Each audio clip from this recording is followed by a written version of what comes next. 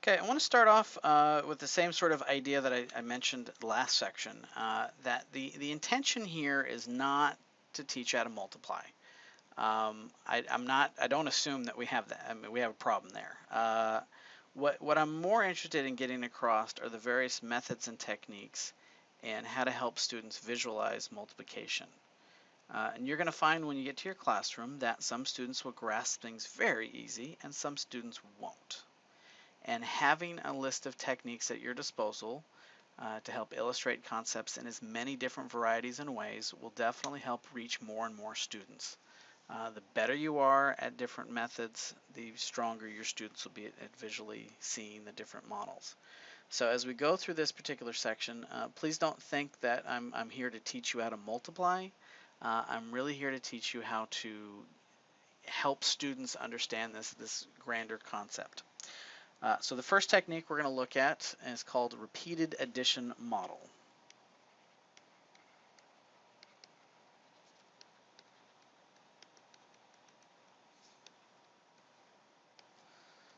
Okay, and the repeated addition is basically that the idea of multiplication can be thought as repeatedly adding the multiplicand multiplier times.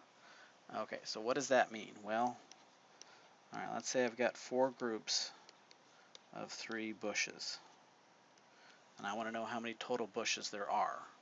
Well, I can repeatedly add 3 4 times. So 3 plus 3 plus 3. So notice I have 4 of them, and students can do the math in their head and come up with 12.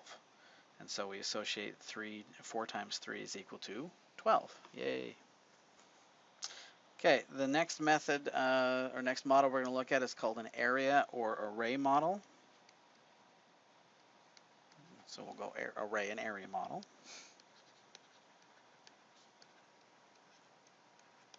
Okay, and this is used when we create an array or grid and count intersection points or boxes. So let's do something basic like 4 times 5. Okay, so what I want to do is I want to start with 4, let's see, 4 rows, 1, 2, 3, 4, and I want 5 columns, so 1, 2, 3, 4, 5. And what I want to count are the intersection points. So if I count all of the intersections of these boxes, I get a grand total of 20. Okay, so that's what we would call an array model. The area model, sort of a similar idea. I'm going to create a box and I'm going to break it up into 4 rows. So here we got 4. And then I'm going to break this up into 5 rows. So 1, let's see, 1, 2, 3, 4. We'll go 5 there. Now, if you're good, they should be uniform areas, but oh well. And then they can count how many total boxes there are and come up with, hopefully, the same number. So 4 times 5 is 20. Yay! Okay, so in this is called a Cartesian product model. Cartesian product model. Okay, and this is a good one to help plant the seeds for statistics and probability and tree diagrams later on down the road. So I think it's a good model to introduce and use from time to time. But let's say we're going to look at something like 2 times 3. Okay. We're going to translate this into choices. So my first decision's got choice A and B, and my second decision is choices C, D, and E. And I'm going to look at how many different combinations, given the fact that I can only make, I pick one option out of choice, the first one, so I pick either A or B, and I pick either C, D, or E from the other one. How many total options are out there? Okay. So we start off with, I could go with A or I could go with B. And once I've made that decision, then I could go with C, D, or E. C, D, or E. And so AC, AD, AE. BC, BD, or BE. How many total options are there? There are 6 of them, right? So we sort of outline it as a series of choices and help the students see how many total options there are at the end.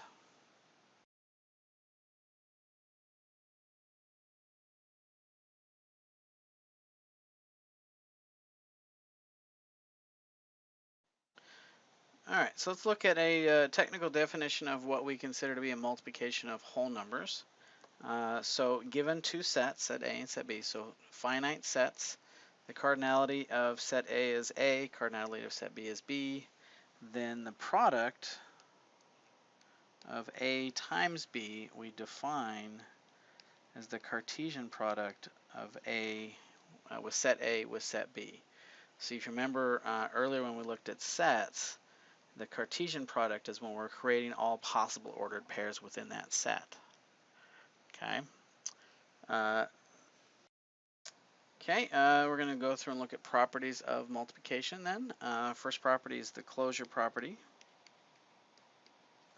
Closure property says that if I have two whole numbers, A and B, then the product of the two also have to be a unique whole number. So in other words, in symbolic notation, what I just said was, if A and B are elements of the whole number class of numbers, then the product itself also has to be an element of the whole numbers. Okay, the commutative property of multiplication.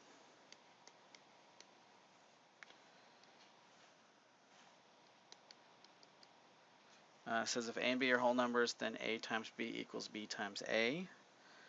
So just visually what that means, let's just say something real simple like this is 2 times 3. Clearly I get 6 boxes when I multiply that together.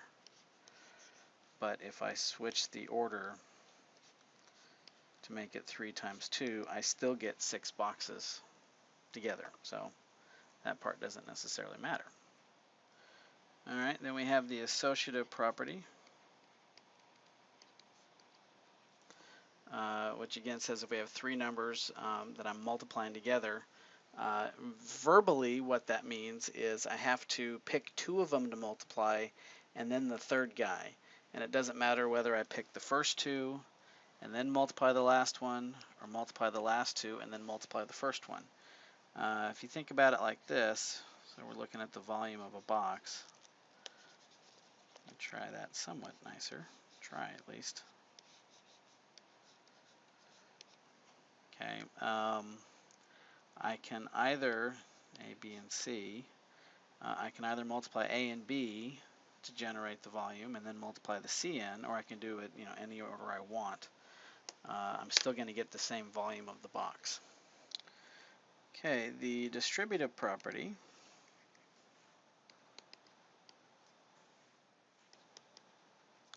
of multiplication of whole numbers. Okay, this is where we are bringing multiplication and addition property together. So in the shortest sense, I can distribute the AN, so I get AB plus BC, where these two statements are equivalent to each other. Let me kind of show you with some numbers here. So let me do 5 times 3 plus 4, what that would visually look like. So we have a box, and I'm going to break this up into 5. So 1, 2, 3, 4, and I want to break this up into 3, and then I want to break that up into 4 more. So here's length 5, here's length 3. So 1, 2, 3. Let's see, 1, 2, 3. So that piece right there is 3, and this piece right there is 4. Okay. Now we all know that's 5 times 7, right? But I can distribute that out to 5 times 3 plus 5 times 4. So I can basically just separate out these giant boxes here. So 1, 2, 3, 4, 5, and then 1, there's the 3. And 1, 2, 3, 4, 5, and then 1, 2. Okay, so here we got 5 and 4. So I can split up the area of the one big box into two smaller boxes and still have the total sum of the areas equal the same thing. Okay, so let me talk a little bit more about the distributive property and just discuss some different ways to visually make these connections. So we already had the abstract idea that we can distribute this term A into B plus C, but the same thing is true for subtraction. So AB minus AC. It also works. The same thing is true if we reverse the order. This is one that I wish my students would come to me seeing more often, that you can distribute on both sides. You can also distribute through multiple terms.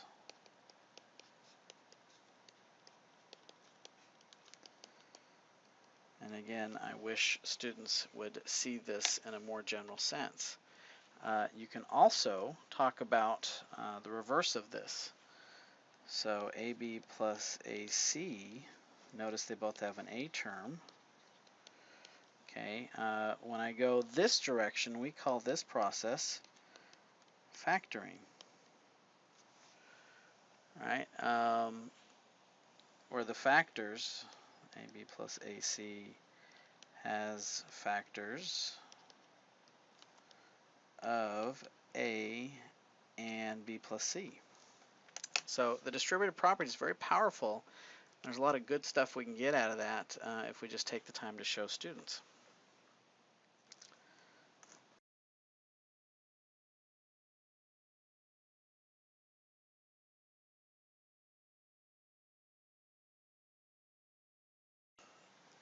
Okay, I want to show you two different ways to model this same problem, again, to kind of help students visualize the result behind this. So let me start with the area model. And in the area model, I'm going to label some components. I'm going to label this side as that's x plus y, and this is z plus w. Okay, and I'm just going to multiply like I see it. X times z is xz, y times z is yz, x times w is xw, and y times w is yw. And then I'm going to collect up the four terms. So xz plus xw plus yz plus yw. And so using the area model, you can quickly visualize what the impact of distributing the two concepts together are. Using the distributive property, or as I like to call the double distribute, I'm going to split this up. I'm going to say this is x times z plus w plus y times z plus w. And then I can distribute in each individual term. So xz plus xw plus yz plus yw. And notice I get the same four terms. So nice, easy way to visualize the two ideas.